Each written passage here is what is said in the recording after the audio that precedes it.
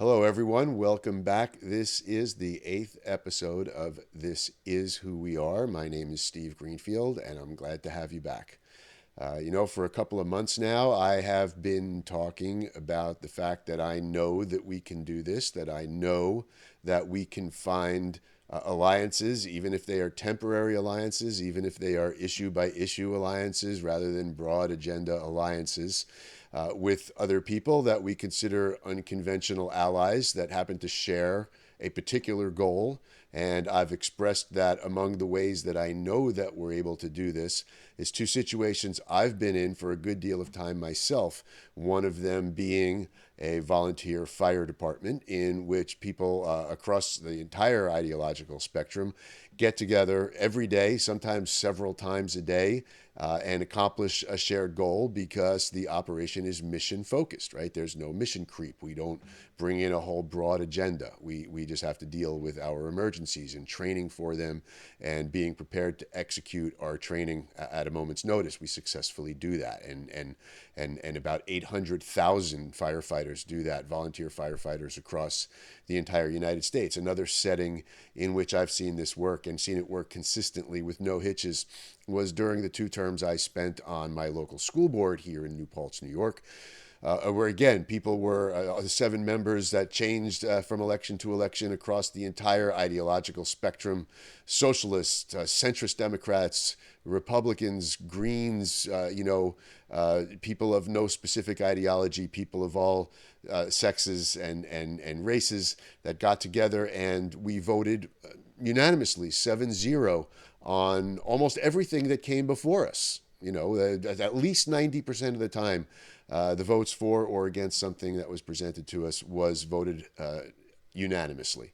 And again, it was for the same reason as the fire department, right? We were mission focused. Our goal was to deliver education and student quality of life support services to the best of our ability on a fixed budget that was affordable to our community, right? That was our mission.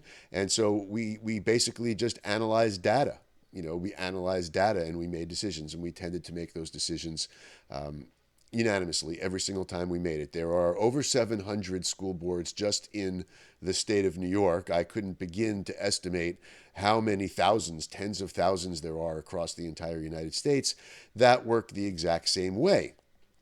And so those are some of the ways that I know in my personal life that institutions and organizations are able to solve problems on a problem by problem basis without this massive segregated partisanship, party loyalty system that seems to put most of our focus on distinguishing ourselves from each other and preventing forming alliances to solve problems. And in place of that, we make stopping the other side our highest priority, no matter how long we have to delay, even if in perpetuity, the actual solutions that it is our job to help create for the public that put us into our positions, of authority to make these decisions in the Republican form of democracy that we have. And so I know that we don't have to be this way. I've seen it for too long, too up close and personal, been involved with it myself too many times for too long. I'm fighting fire for more than 17 years now. I was on a school board for 6 years. And in fact, I still actually have a role at the school board, not an elected position, an appointed position. Satisfyingly enough, my appointed position is on our Legislative Action Committee, the division of the board that is tasked with developing legislation and seeking to lobby for that legislation with our legislators, the New York State Legislature, and the Board of Regents. And I remain viable in that role because that is the area in which the system traditionally works. So I'm actually still doing that to this day. So I would say I'm now probably up to about 10 years working in the public education legislative arena and seeing this work.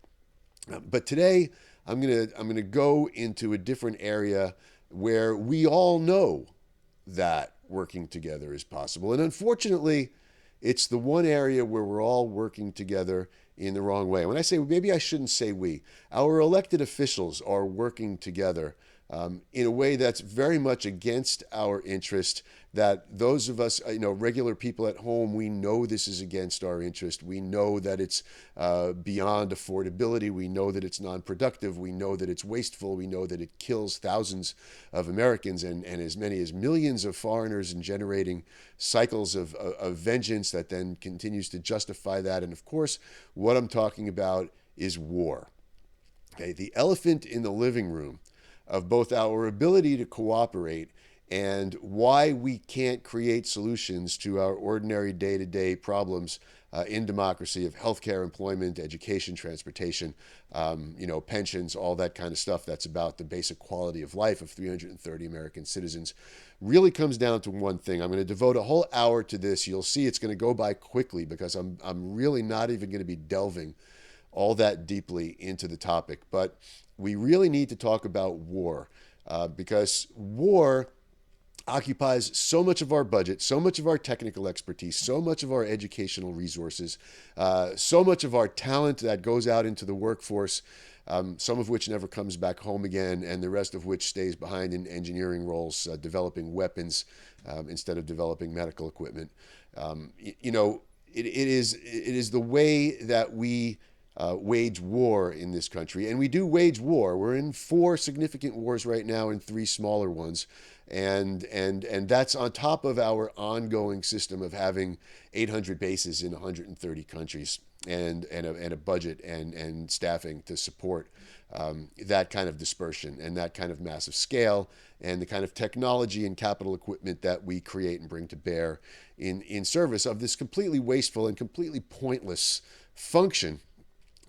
If we don't scale this back, if we don't act on our own behalf mutually and in the electoral arena, in the streets, any which way that we can bring any citizen pressure to bear on this, voting third party, anything that you have to do to get this elephant out of the living room. Because if we don't do something about war and the ongoing daily scale and scope of military operations, of unnecessary and counterproductive military operations in this country, just like Dwight Eisenhower, our last 5-star general, the commander of our victory in Europe in World War II, as he advised us in January 1961 in his farewell speech to the nation, where he actually coined the phrase, put the phrase military-industrial complex into the American vernacular. That didn't come from some left-wing source. That came from Dwight Eisenhower, Republican, a 5-star general, the commander-in-chief of the European forces, president of the United States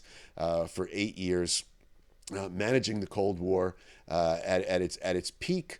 Dwight Eisenhower left office in 1961. Basically commanding us that we would have to pay very strict attention to make sure that the military-industrial complex did not gain undue influence in our politics, in our education, in our industry, and that at that particular moment it was still necessary to have that operating because of the threats around the world of the Cold War of that era. And I'm not here to debate what were the merits of the Cold War in 1961. You've heard me mention in some earlier episodes that there was plenty of deception in that arena. The most expensive and most dangerous of all the deceptions, of course, was the creation, believe it or not, by the same Dwight Eisenhower, and then was picked up by John Kennedy, his successor, that there was a massive missile gap in Russia's favor, in the Soviet Union's favor, and so that the entire Western world was at severe threat, when in fact the missile gap did exist, but it was the United States and NATO missiles that seriously outpaced what was happening in the Soviet Union and what they could afford, and eventually led to them attempting to put missiles in Cuba to help enhance their mutually assured destruction system. We had one that supposedly deterred nuclear war from happening.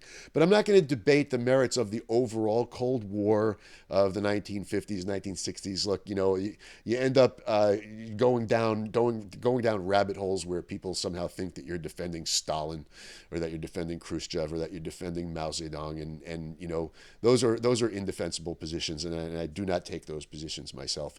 But nonetheless, the Cold War ended in 1991, 1992, when the Soviet Union dissolved and broke up into many independent nations and then a loose economic federation. that is essentially Russia on a much smaller scale with less than half the population and a military budget that's, 1/10 the size of what it once was. So, that's the kind of thing we need to talk about today. Why are we still operating a military budget under the premise of, being able to simultaneously operate two very large scale global wars? So you would say theoretically against China and Russia at the same time, as well as, a smaller war, what military people would call a brush fire, Iraq, Afghanistan. That our military spending is geared around a strategy of always being able to fight on a moment's notice, not with a draft, not with pumping up production, like we did in earlier wars and like all countries did throughout their history, but to be permanently prepared on a moment's notice, to pick up the red phone and have wars, major wars on two fronts with major enemies in two different parts of the world, and still have enough left over to operate a smaller scale regional war like the seven wars that we're in now. And quite frankly, this is a totally insane concept. On so many levels, and we're going to be talking about those levels. We're going to be talking about some of the myths that liberals hold, some of the myths that conservatives hold, and some of the reality that I know from being out in the field that most of us, regardless of whether we consider ourselves liberals, conservatives, religious, leftist, right-wing extremists, even the Proud Boys are against the size of our military budget and the way that we use our military globally, even if, not for any love of foreigners, but just because they want their money back, and that's valid, if it's not a threat to our own security in our own lives, why not have our money back, and that's kind of what I mean about the way that we can make short-term allies with strange bedfellows on an issue-by-issue basis and end up getting, instead of getting none of our broader agenda accomplished, that we can get a good 40% of it accomplished, because it turns out that at least that much, if not more, I would argue 60 to 70% of what ordinary people have as interests in their lives are shared by all, regardless of where we think we identify along the political spectrum, and that it's really just the other 40%. And the reason that we never do anything about the 60% where we could all agree is because the Sylvester McMonkey McBeans, that character from the Sneetches, that make money off us and our political divisions, and make money from the military-industrial complex and international Wall Street profiteering, don't want us to recognize that we have all of that in common. They want us to think that we're opposed to each other on everything. And if we ever stop and think about it, and researchers have done this, there's a Pew research survey out right now that was done about what Republicans and what Democrats respectively think are the things that most need to be done right now. And that includes, that list ended up including mostly this thing we've been talking about the whole time that I've been doing this program, things that they want to avoid. Not things they want to do, but things that they want to avoid, meaning like why we prevent the other side from winning elections, because these things will happen if they win. And it turns out that both sides list, combination of what they want done and what they don't want done, has about 10 things on it for each side, 10. And so that's really the extent of it, that I think they said there was really only 8 that were high percentage issues for both groups. And so those are our real divisions, right? In terms of when we stop and think about the actual issues. It turns out there's about 8 things that we're going to argue about, and everything else we're going to agree on. And so if there's one thing to take away from this program and in general, and in particular today's program, which is about war, and the way we maintain war footing, a permanent wartime footing in this country, for the first time in history, that we did not demobilize after the end of a major war, and that even the original function of not demobilizing hasn't existed for 30 consecutive years now. And yet we still keep increasing and demobilizing. We keep increasing and increasing and increasing. That budget goes up every year. Everybody boasts about how they're securing America, and and they found more money available. They're doing more and more and more, developing new generations of weapons. Barack Obama went out of office announcing that he'd just devoted $11 trillion to developing a new generation of nuclear weapons. $11 trillion. That was just a starting, research and development fee. Why on earth? Why? Why nuclear weapons? What's wrong with the old generation? Keep them functioning. As they age and don't function anymore, retire them, dismantle them. 11 trillion. Anyway, sure enough, as soon as Trump took office, one of the first things he did was announce that he was running an $11 trillion nuclear arsenal redevelopment program. And then all the arguing was going back and forth about whether Obama deserved the credit or whether Trump was trying to take credit for something Obama did. And I was sitting there going, are you kidding me? You're supposed to be arguing about which one is to blame for it, not which one is to be credited for this. $11 trillion. I want health care. I want education. We need trained people. If we actually do have a new, technology-oriented and engineering and services economy, then all the more reason why schooling can't end at the 12th grade, why we need 13th, 14th, 15th grade, 16th grade. Just keep that going, and don't expect our young people to leave high school and go into either the Army or McDonald's, make them suitable for what the contemporary American economy is about. Now that we no longer have manufacturing and mining and agriculture, those three traditional major sectors now combine for about 9% of employment in this country. So what are we doing? We were supposed to be arguing about which one of them was more to blame, not which one of them was going to be getting credit. Boy, liberals, conservatives, man, that's where they get you, right? Nuclear weapons. Who's going to get the most credit for the $11 trillion on the next generation of nuclear weapons? Okay, we are just past the quarter hour mark. We're actually coming up on 17 minutes, so I want to take a quick break. And people just coming in right now, you are listening to a new online public affairs program. My name is Steve Greenfield. This program is called This Is Who We Are.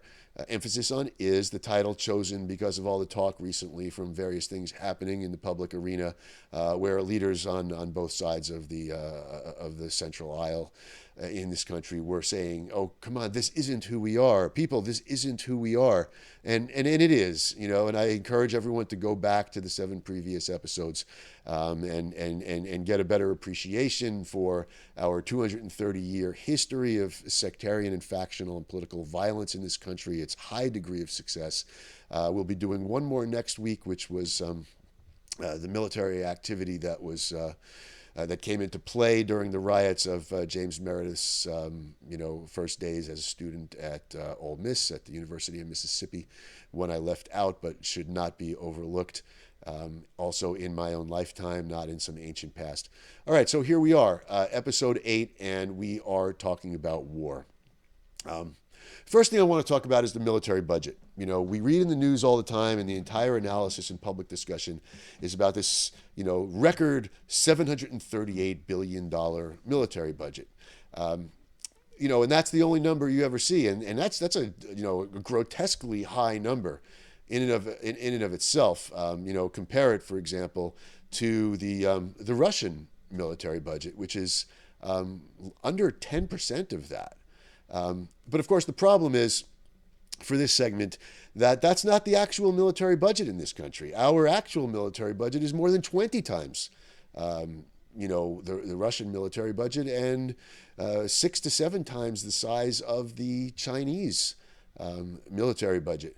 And so let's go over what that's about, because this is stuff we really need to know. We're not an informed citizenry unless we know what this budget is really about, or any budget is really about. And so one of the ways that in the post-World War II period, in choosing not to demobilize, that our government hid from us the size of what they were actually spending and the size of military operations, not just the amount of money being spent, is that they suddenly broke up the military budget and military operations into several different government agencies and even cabinet level positions. For example, The nuclear weapons program is not in the Pentagon budget. The nuclear weapons program is in the grossly misnamed Department of Energy budget.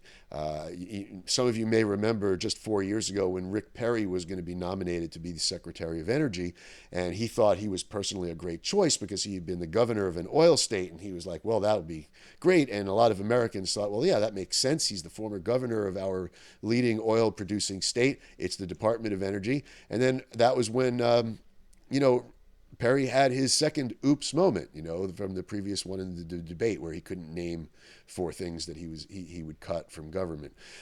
His next big oops moment when he found out that this was a position really for somebody who had physics or physics laboratory management experience, because it was a nuclear power and nuclear weapons budget, and something he knew absolutely nothing about. So there's a big one right off the top. That $11 trillion that I just mentioned, that's all in the Department of Energy budget. That is not in the Pentagon budget. Another big one, and I'm not going to criticize that this one should exist, because we certainly grossly underspent on this particular component until very recently, and we're still not handling the affairs of this department very well, but the VA, the Veterans Administration. That's a legacy cost, right? If you're, when I was on the school board, we didn't have our pensions and stuff and health care and other things like that for our retirees in a different budget. That was part of the annual school budget. So you've got, a couple of $100 billion that's in the Veterans Administration, not part of the Pentagon budget. Should be considered part of our military budget, and military operations, right? Where, that's the legacy costs of the ongoing operation. There's another big legacy cost of the ongoing operation, which is the interest on the national debt, the portion of it that's incurred in the military budget itself. And so that amounts to, depending on different ways of measuring it, at the very least a third of the total interest on the national debt, and possibly as much as 50% or more. Because some of our budget, Social Security, some of those things are kind of investment stuff that's generating small amounts of revenue and not something that's a drain. But regardless, we're talking about any reasonable assessment by an accountant applying generally accepted principles of accounting would indicate that roughly 30 to 50% of our annual interest payments on the national debt are accruing due to the portion of total federal spending that's going to military spending. And, so there's another few $100 billion a year that is not included in the military budget. We have turned over a lot of things, because we now have a professional military and not a draft. We contract out. There's a lot of mercenaries, the people that guard the embassies, the people that guard the convoys, the people that do the cooking, shipping, logistics and truck driving for food, for the cooking, so many different operations. There are contractors. They're not all mercenaries. Many of them are. But regardless of whether they're logistical contractors, food service, healthcare contractors, or whether they're actual mercenaries, people guarding convoys, guarding foreign dignitaries, guarding our embassies. Those people are all hired, paid for, their insurance, their death benefits, everything. That's all in the State Department. That's not in the Pentagon's budget. And that's, of course, gone up tremendously because of the way that we operate our global military currently, outsourcing so much of it to contractors relative to how much is being done by enlisted people and officers that actually serve as full-time employees in uniform of the military. That's all in the State Department.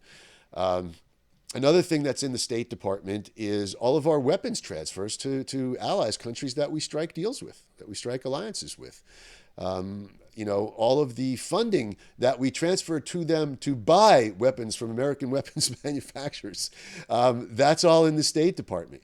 That is huge. That's another huge. That's another couple $100 billion a year. That's obviously directly military because it's for weaponry and it's for our allies. And yet that's not in our military budget. That's in our State Department budget. Where else? Where else are we finding this stuff? The Department of Homeland Security. obviously founded in the aftermath of 9/11. This is designed exclusively for American national defense. It's actually the portion of it, and it's kind of a shame that it's such a small portion compared to the total. That is the portion that's devoted to actually securing the immediate United States of America, and our waterways just outside, that defensible buffer of waterways outside the United States, the Department of Homeland Security. There's another 50, $60 billion, that was created right there. Also not in the military budget. Under the president's direct command, the National Security Agency, right, and the Director of National Security.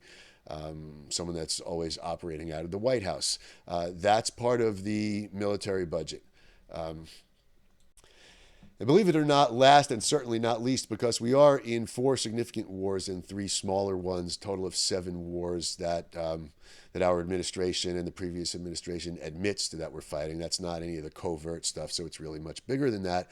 But just the wars, the actual wars, believe it or not, our wars are not in the annual military budget.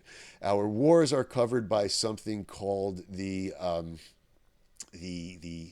International Contingency Budget. Okay, its full proper name is the Overseas Contingency Operations Budget. That's a lot of syllables for war. One syllable, war. War, that's war. The active wars, when we're spending on wars, that's the Overseas Contingency Operations Budget. It's not part of the annual Pentagon budget. It's voted on by Congress separately, signed into law by the president separately. There you go. There's another couple of $100 billion. And this really matters because at the current moment in the wars in Iraq and Afghanistan and Libya, to a lesser extent Syria, since Obama first kind of inched our way in there, we've spent about $8 trillion in those wars, so don't sneeze at that Overseas Contingency Operations budget. That is a gigantic budget, in just under 20 years, because these wars started in September of 2001, so we're approaching the 20th year now. In the last 20 years, we're talking about $8 trillion,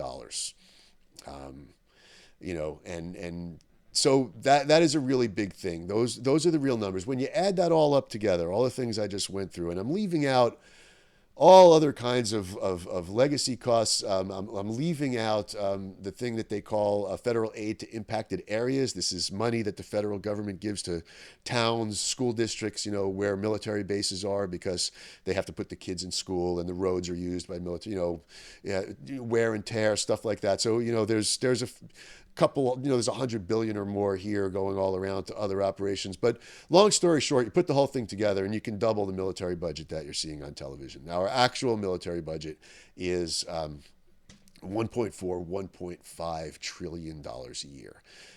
That is what we're actually doing. And so as shocking as the number 738 billion should be, the real number is in the 1.4, 1.5 trillion. By the way, I'm not improvising anything here. I'm not doing anything controversial. There are traditional economic agencies. There's the former Treasury Secretary the late Pete Peterson, his foundation, a right-wing conservative anti-debt foundation. They have all this stuff on their website. On the pacifist side of the spectrum, the American Friends Service Committee, associated with the Quaker Church, that's been assisting people in doing conscientious objection and all kinds of anti-war activities for many generations now. They had been calculating, the true cost of the military, putting up their pie charts for year upon year, decade upon decade.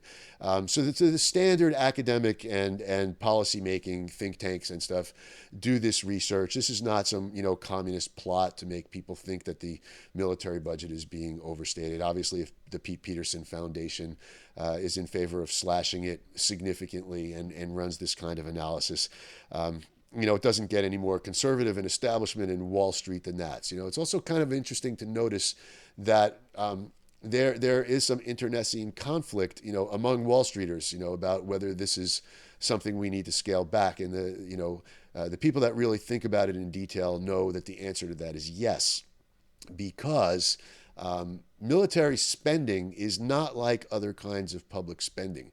Military spending is a uniquely draining and uniquely inflationary form of spending, a uniquely wasteful form of spending compared to other kinds of spending. I'll go into that in a little more detail in the third quarter hour. As we're approaching that transition, I'll just give you kind of a thumbnail version of that, which is that military spending, has no multiplier effect. You build a bulldozer, it starts bulldozing. You build a plow, it starts plowing. You build a tank, it just sits there. I mean, on a good day, right? An airplane, a regular airplane can move freight, move people. A military airplane, on a good day, it's going to sit there doing nothing. On bad days, these things are going to be destroying things that you then have to find new funding to rebuild, including destroying the weapon systems themselves, through their operations. It has an inflationary effect because it's really as close to a pure dollar injection as you can get, since it doesn't have a multiplier effect of printing money. It's like the next worst thing to printing money in terms of creating inflationary pressure. So military spend, and also it is largely a capital budget, right? Not a manpower budget. And so it is taking away resources, raw materials, machinery, technology, engineering talent, everything under the sun, basically substituting for new capital formation that could work in civilian sectors for the quality of life and even for generating new wealth, right? Something that has a multiplier effect will generate new wealth. Something that just sits on the runway until it's ready to be mothballed.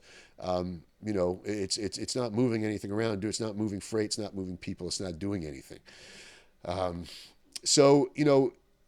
Streeters will argue about this, but we at home, we don't know about it. We don't know about it because it's never on television. Rachel Maddow never talks about it. Sean Hannity never talks about it. And anybody in between never talks about it. It's kind of outrageous, really, when you think about it.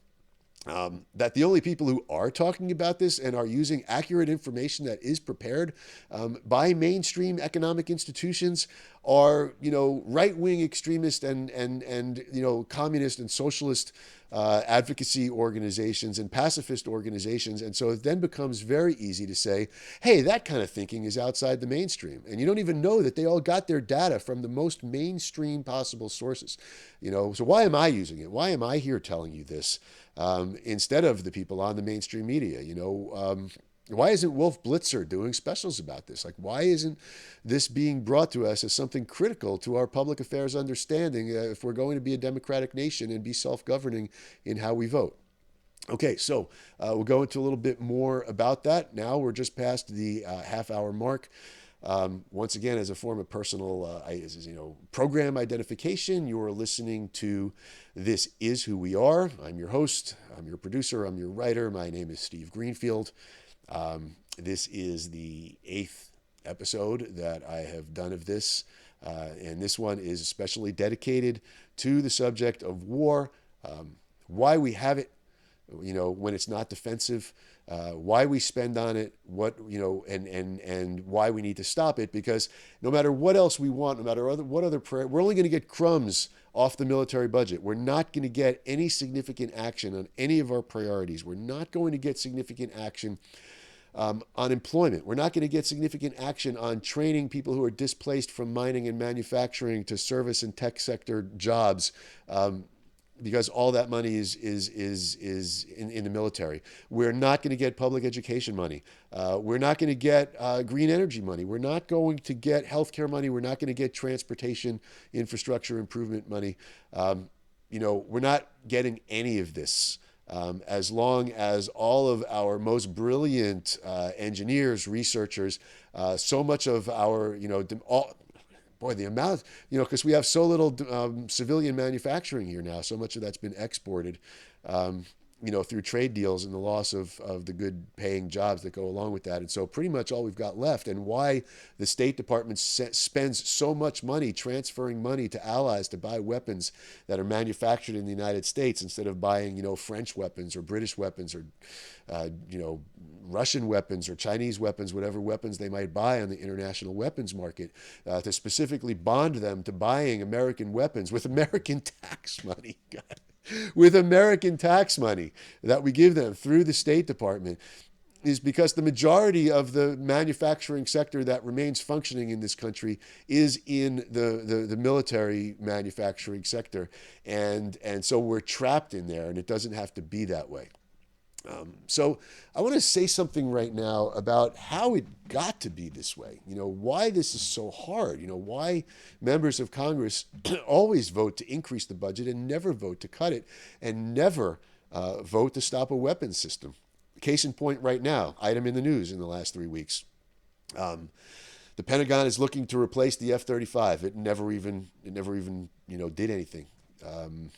The mission creep they kept making it heavier and heavier and bigger until it couldn't fly off aircraft carriers like it was supposed to, until it couldn't do all the joint interagency operations that it was originally spec'd to do, and crashes, malfunctions, and now they want to replace it, with something that was more to the original intent. Except we've already lost $1.7 trillion on this one airplane. $1.7 trillion, the size of the bailout that was just passed, with people arguing in Congress that we don't have the money.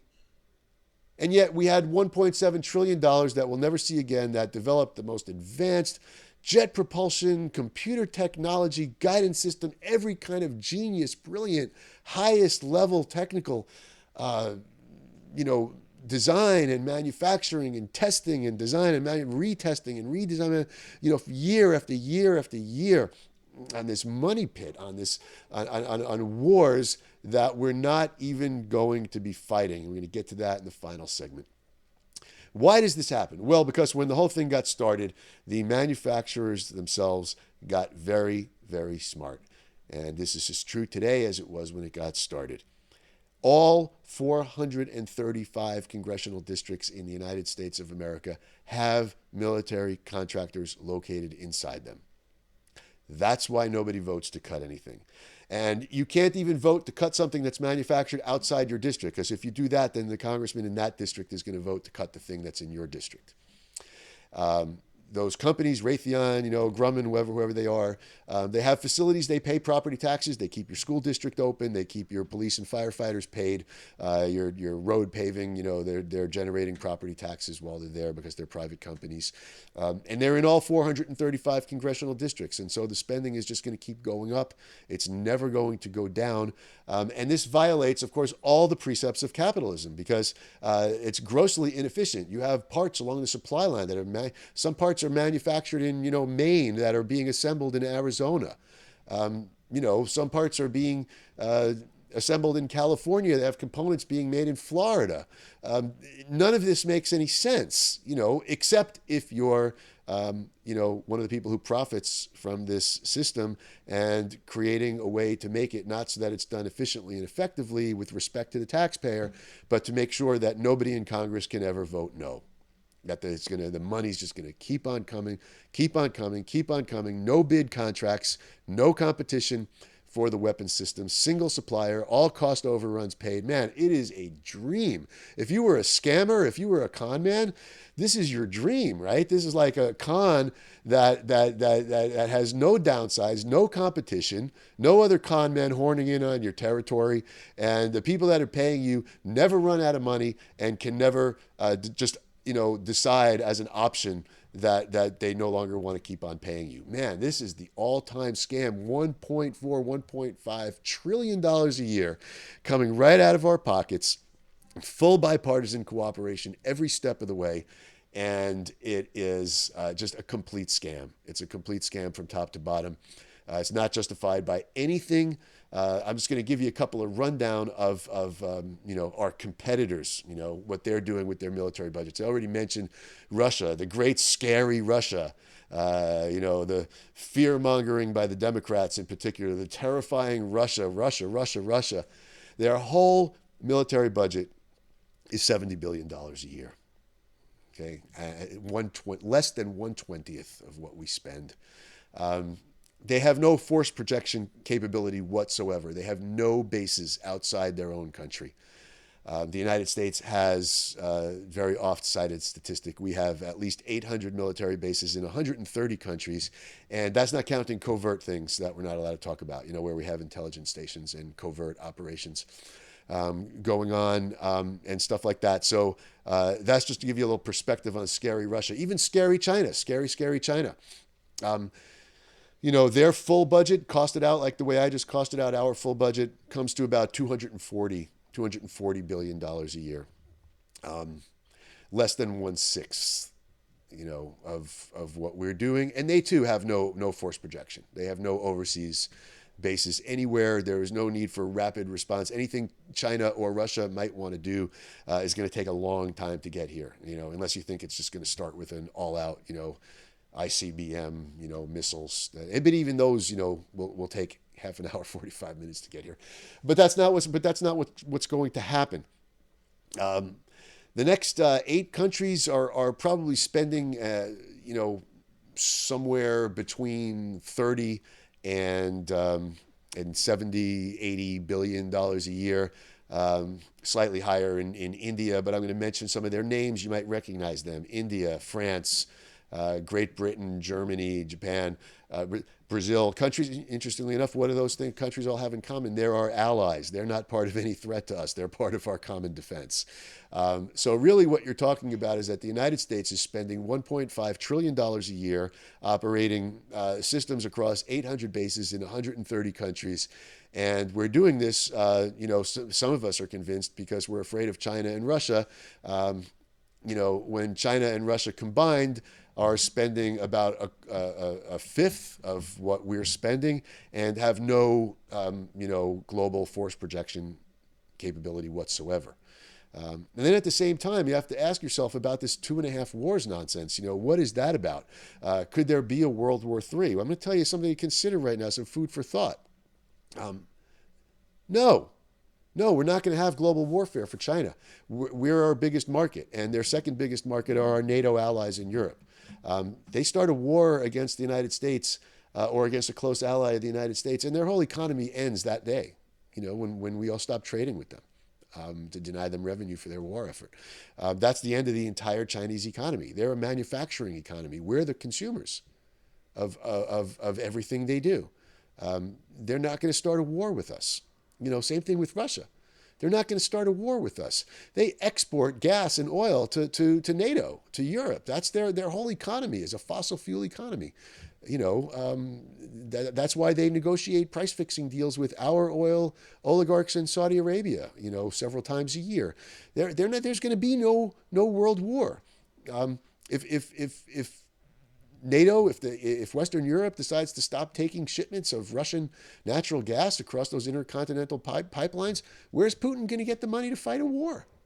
That's it, so case closed. So, this new interrelated economy that everyone built, for some of the downsides, like shifting of jobs and loss of pay and things like that, the upside has been that these international conglomerations have definitely created a war where a third world war can't happen. The only way it can happen is if the United States starts it, because we're the one with 800 military bases on 130 countries with a $1.5 trillion annual budget.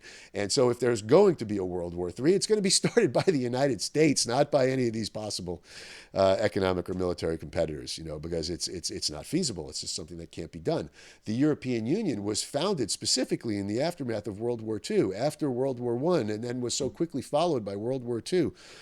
They decided that they wanted to create an interdependent transnational economy, so that different elements of the supply line of finished goods would come from different places and be shipped to each other. And so that way they couldn't fight wars with each other anymore, because none of the countries would be able to sustain themselves if any of them were closed down or under threat or refusing to continue with the trade deals. Like, that's the whole reason that stuff was created, and it works. And so there's another big lie there. Not only do we not need to be prepared for, 2 major wars and a minor war, we need to be prepared only for defense of our borders. There's nothing going on.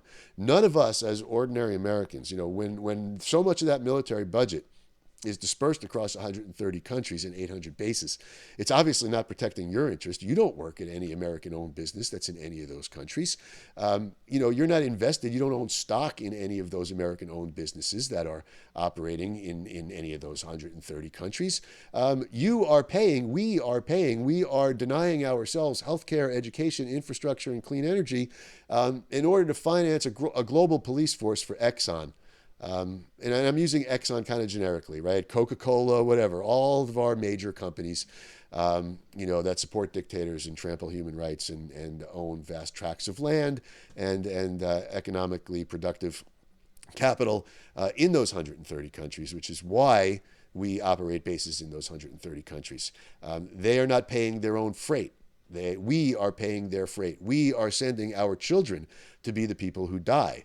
The CEO of Coca-Cola, the CEO of Exxon, the CEO, they don't have any kids in the military.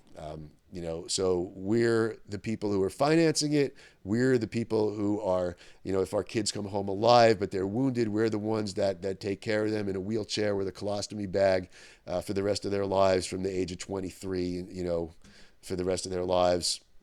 What happens to our families and all of that. We're doing that for things in which we hold no stake. If Exxon and Coca-Cola closed all of their companies throughout the world, it wouldn't affect our lives at all. We'd still have just as much Coca-Cola to drink and just as much gas to put in our cars, and at lower prices, I might add, because they wouldn't be under security threat with their overseas operations. And so not only are we not stakeholders in any of this, we are actually stakeholders in ceasing it on so many levels. But those are the people, of course. Why is it happening? Along with the 435 congressional districts that have military contractors in each and every one of them. Those are the people that bankroll the think tanks that go on TV every day to tell us why we need more and more military spending, to finance candidates that tell us why we're under threat and need so much more military spending.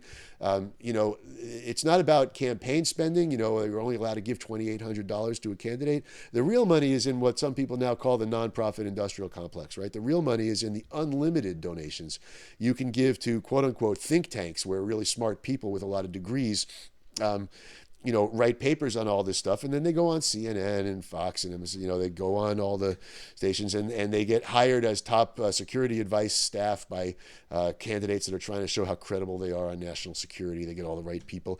That's how Henry Kissinger started. He was an academic, and he created the mutually assured destruction theory. That's why he was sort of the main character in Dr. Strangelove.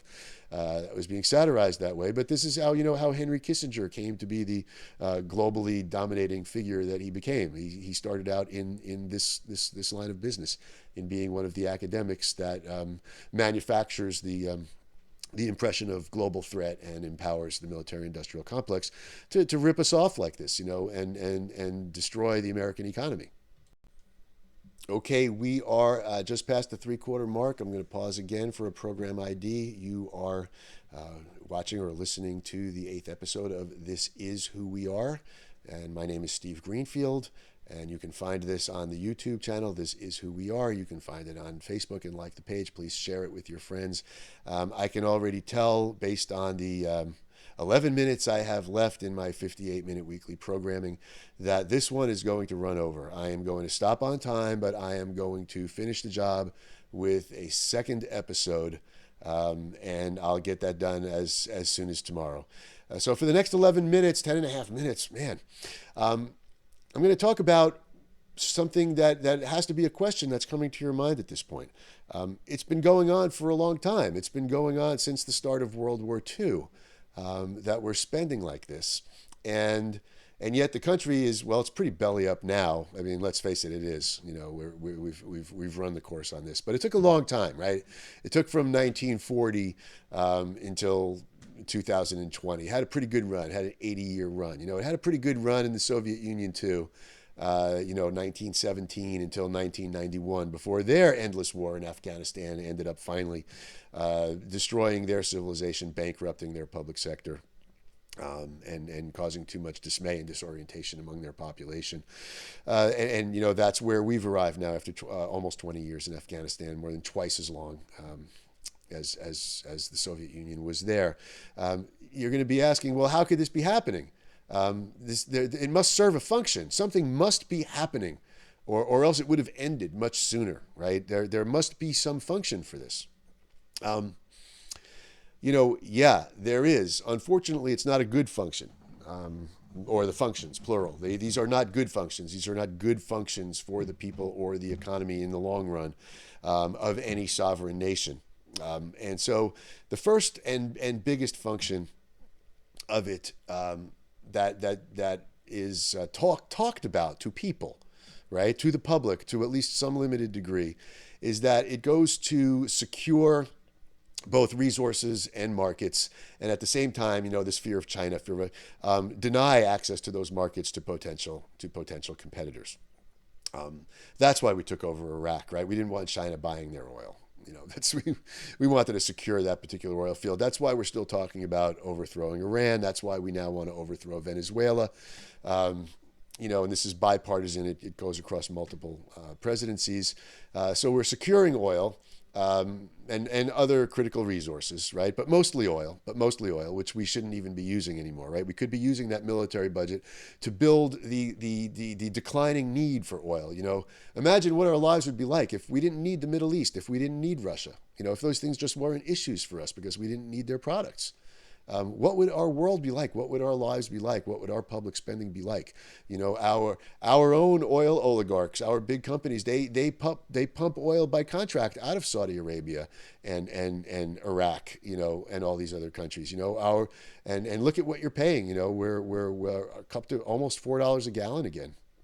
$3 a gallon. It's getting in that direction now, because there's been disruption of the oil supply in the Middle East and price fixing. Are our oil oligarchs that make money when OPEC fixes prices, are our own American oil oligarchs any more our friends than Russian oil oligarchs are, or Saudi oil oligarchs are? No, of course not. The international oil oligarchy, they work together as a unit because it's a global commodity. And so for purposes of our economy, our national security, peace throughout the world, we need to be taking a big chunk of that military budget and spending it on green energy infrastructure and transitioning off oil, and let these people handle whatever financial, let them diversify their portfolios in their own national interest. I have no business in Russia. I have no business in Saudi Arabia. Whatever they're going to need to do is their decision as sovereign countries to make. Here in the United States, we all know in our hearts, every time we go fill up our cars at the pump, every time we pay our heating bill in the dead of winter, we know that our own fossil fuel industry is not our friends. They're not our friends. They're trading the international oil, fossil fuel commodities. We have refineries. Refined fossil fuel products are the biggest American export. A lot of the oil we import, we never use. We just put it in refineries, put it back on boats, and ship it and sell it back to other countries because we have the refineries here. That's our biggest industry. So that's one of the first and foremost functions, is to secure resources by force, not by purchasing them capitalistically, by bidding with these potential competitors, the way we have to do when we buy a house. If there's another buyer, we're going to bid with them to the real estate agent for who's going to get the house. No, we take this stuff by force. We use tax money. We take it by force. We're not operating capitalism. If you consider yourself a capitalist, then know that. Then know that with certainty. We are taking resources by force by spending American tax money. We could spend that money just to outbid our competitors, and not use violence, right? If we were truly capitalist, and God forbid we should actually let the private industries that are making the profits from these operations do the bidding themselves. But regardless, you could see that it's all about taking by force and then securing from resistance movements inside the countries, those people that consider themselves to be sovereign people and don't really take kindly to being invaded by a foreign power. We call that terrorism for some reason, but I don't think we would call it that if someone invaded us and took over our oil wells, started expropriating the revenues to foreign countries. I don't think we would think of ourselves as terrorists if we fought that. Some of you may remember the movie Red Dawn, right? I think, again, across the political spectrum, I'm generally an anti-war person, and I'm almost 60 years old, but I'll tell you, if some country came in here with force, I'd be signed up. And if the regular military wouldn't take me, you'd better believe I'd be out in the woods somewhere with partisans. And so, these are not terrorists, these are people. And so we have to defend our invasions. And that's why we've been in these countries for 20 years now and have no exit strategy, even after all this time and all attempts to the hundreds of billions of dollars we've spent trying to develop local security forces, but we're developing those security forces against their own people and to protect our industries that we took by force. And so that's never going to work. They're always going to resist. And so we're always going to be paying to secure these acquisitions that we took by force, keeping them from competitors. But for the last 4 minutes that I've got left now, I'm going to talk about a much darker, much more disturbing function that this military spending does. Why we choose destruction instead of bidding, instead of using the money to just buy it, and bid on it capitalistically and legally, the way we do inside our domestic economy for things.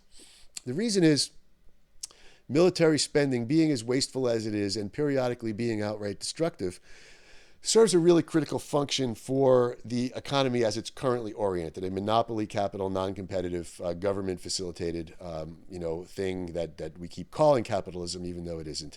And that is that we overproduce. We vastly overproduce. You've heard stories about how much food goes to waste in this country. Look, we have a $20 trillion economy. If that was divided equally among all 330 million of us, then a family of four would have a $260,000 annual income. And I'm not arguing here that's the way it should be divided. I'm just doing that so you appreciate the scale of how much is produced in goods and services in this country every year. It is $20 trillion, and a family of four, if that figure were divided among us equally, would be making $260,000 a year. Nobody would need college scholarships. We'd all be paying very high taxes, so our schools would be great, our roads would be great. That's what would be happening if our total output were actually divided for consumption and use among the population. And obviously, none of us need $260,000 a year to feed a family of four. The majority of us are doing that for under $60,000 a year right now, as a matter of fact. And so the rest is surplus. What are you going to do with it? You want the money, you want the ownership, you want the power, but you've got nothing to do with all this surplus. You could just give everybody a 15-hour work week, 20-hour work week, but then you're not, controlling people's lives and leaving them desperate for wages and desperate to work for you on whatever terms you set, desperate to be able, how are we going to pay the rent? How much do I have to save to let my kids go to college? We need that. And so we need to constantly cycle out and get rid of surplus. So that's why we have a $1.5 trillion budget. It's because we need to drain off that much of our surplus every year and put it to a non-productive use at the bare minimum and potentially to a destructive use to keep that cycle going, so that then the surplus might be at least temporarily replacing losses in other areas. We operate at a massive surplus. If you think that there's scarcity in capitalism, if you learned that in your first semester of economics, like I did, that it's a system of managing scarcity, you got to get that thought out of your head. There is no scarcity.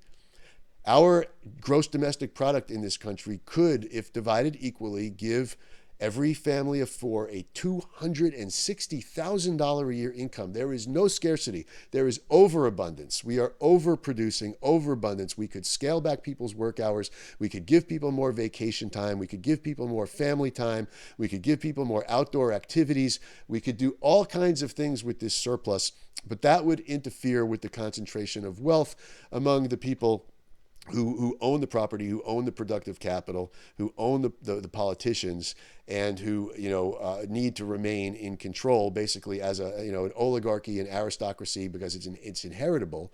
So it is in a sense an aristocracy. In order to maintain that system and that power, they have to do that. And so I'm going to work with this a little bit more in another episode that I promise you I'll produce and publish very quickly, because I try to stay at 58 minutes and I got 12 seconds to go. This has been the 8th episode of This Is Who We Are. It's about war. We're going to stop it. My name is Steve Greenfield. I very much appreciate you watching, listening, wherever you are.